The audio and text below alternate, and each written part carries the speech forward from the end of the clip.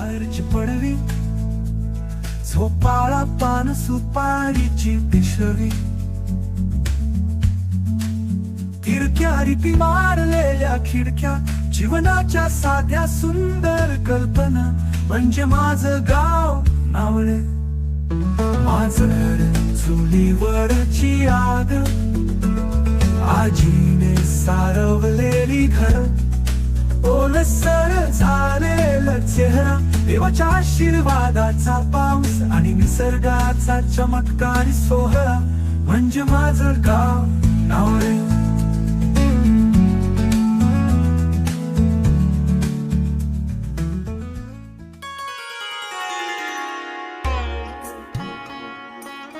नमस्कार मित्रांनो, आज आपण पाहणार आहोत सह्याद्रीच्या कुशीत वसलेलं माझं गाव. मी संदीप लक्ष्मण कदम, ट्रेक सह्याद्रीमध्ये आपल्या सर्वांचे मनपूर्वक स्वागत. जसं मी तुम्हाला सुरुवातीलाच म्हणालो, माझं गाव सह्याद्रीच्या कुशीत वसलेलं आहे, म्हणूनच ते निसर्ग संसाधनाने समृद्ध आहे. सूर्योदयाच्या वेळी जेव्हा निसर्ग देवतेची अप्रतिम नजाकत पेश होते, तेव्हा अनेक सृष्टीरंग झोळीत सामावत असताना आपलं मन मोडून जातं. पावसाळ्याला सुरुवात झाली की निसर्ग जणू हिरवाईने सजलेला दिसतो. हिरव्यागार पर्वतरांगा, पशुपक्ष्यांचे आवाज आणि फेसाळणारे धबधबे, जणू डोंगर जिवंत असल्याचा भास होतो. म्हणूनच पावसाळ्यात निसर्ग भ्रमंती करण्यासाठी हे गाव म्हणजे निसर्गप्रेमींसाठी पर्वणीच आहे. नावळे गावात अशी अनेक नयनरम्य ठिकाणं आपल्याला पाहायला मिळते. असं असून देखील हे गाव प्रसिद्धीपासून दूरच मानावे लागेल. सिंधुदुर्गमध्ये वैभववाडी तालुक्यापासून सुमारे 8 ते 10 किलोमीटर अंतरावर असणारे हे गाव पर्यटन व नयनरम्य ठिकाण म्हणून अजूनही नकाशात आलेले नाही.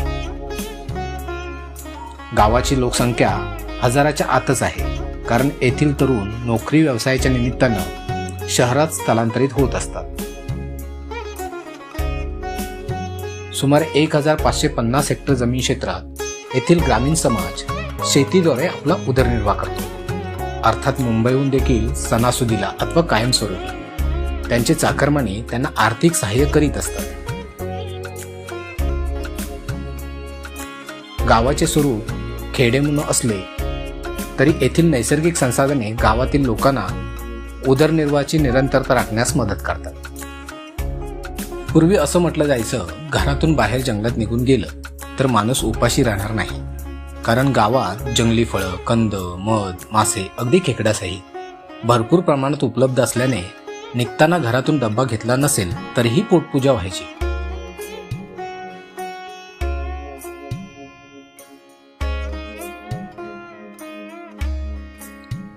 नैसर्गिक वैभवाबरोबर नावळे गावाला सांस्कृतिक आणि धार्मिक परंपराही लाभली आहे.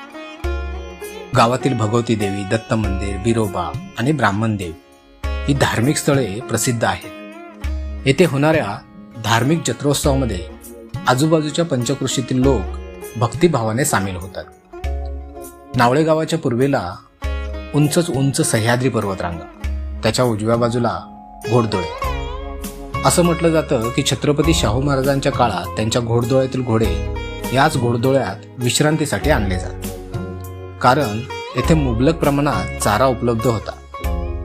घोडदोळ्याच्या बाजूलाच भातपुंजा डोंगराचा आकार एखादा शिखरासारखा आहे. म्हणूनच असं म्हटलं जातं की या शिखरावरून आजूबाजूच्या परिसराची टहाळणी केली जात असेल. उत्तरेला बुद्याची टेक आणि माणूसमारे हे नाव पडण्याचे कारण म्हणजे पूर्वी या जंगलात कोणी गेलं तर तो मरतो अशी आख्यायिका आहे, परंतु ते काही खरे असेल असेही नाही. हल्ली गावातील तरुण या जंगलात पायपीट करताना दिसतात. गावाच्या दक्षिणेला मठ डोंगर आणि निखारे, नजीकच्या गावच्या सीमेला चुलीच्या आकाराच्या डोंगररांगा, त्याला भीमाची चूल असेही म्हटलं जातं. सह्याद्रीच्या पठारावर उभे राहून पाहिल्यास लांबून धुसर का होईना पश्चिमेकडे देवगडच्या समुद्र सपाटीपर्यंतचा सुंदर देखावा आपल्याला पाहायला मिळतो. तर पूर्वेकडे दाजीपूर अभयारण्य आणि कोल्हापूरचा नजाराही पाहायला मिळतो. या पठारावर सकाळच्या वेळी अगदी वर्षभर दाट धुके पसरलेले असते. अलीकडे जंगले अधिक घनदाट झाल्याने पठारावरून कोसळणारे धबधबे दूरवरून दिसायचे बंद झाले. परंतु सह्याद्रीच्या पायथ्याशी गेल्यास हे धबधबे अगदी स्पष्ट आणि मनाला मोहून टाकणारे असतात.